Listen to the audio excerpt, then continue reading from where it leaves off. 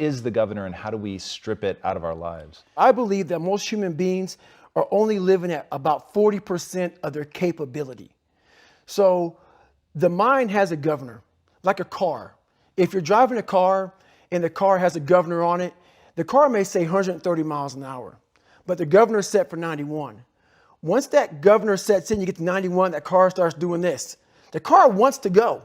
The car wants to go, but that fucking factory said, we're not going past 91. We have a factory, a nice governor in our brain, and it's a survival mechanism. It protects us from pain and suffering. The second we feel that shit, our mind says, oh no, this isn't fun. We should back off. We should sit down, find something more comfortable. And there's something about the mind. The mind has the tactical advantage over you at all times. At all times of your life, the mind has a tactical advantage over you. Why is that? It knows what you're afraid of. It knows your insecurities. It knows your deep, dark lies. And it starts to push you away from that shit. It pushes you in a direction that is comfortable. The mind controls everything.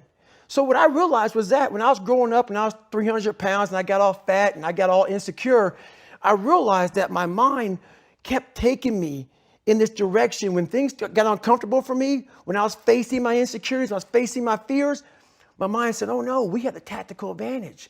We need to get you, separate you from this feeling over here. Life's all about feelings. We want the happy feeling. We don't want that feeling of this sucks. Why am I here? And you don't have any, so you can't answer those questions, so you leave.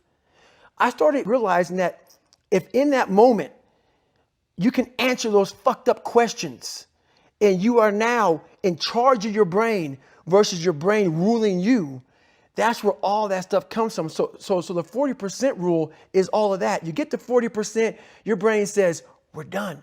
Let's roll, man. This is starting to get painful. This is uncomfortable. So you sit down. You have to figure out ways, and everybody's different. That's how the book kind of talks about, like we all have these things about, 5 steps to this and 4 steps to this. It's a lot more than that. That's all bullshit. It's a practice that you have to, it's a habit. So if you know that at 40%, I'm feeling pain. At 40%, I'm feeling pain. That's where the 40% rule kicks in. Now it starts. Okay, I'm feeling pain. My mind's saying all this shit to me. It's saying, get out of here, run, flee. The fight or flight kicks in. Okay, we're done. We're not good enough. It starts telling you all these things. You start to believe it because the mind controls all. This is the time where you have to gain control back of your mind. And say, okay, let me see if I can go 45%. And once you start giving yourself more and more hope and start realizing, okay, the mind starts to be, okay, what are you doing? We're supposed to be going right and you're going left. You start then controlling your mind. Start finding more in yourself. And then it goes from 40% to a lot further than that. But that's the start of it though. Get to the spot where your mind is saying stop. Wherever that is, you gotta get there first. And then that's when that shit starts to work for you. You gotta control yourself in that moment.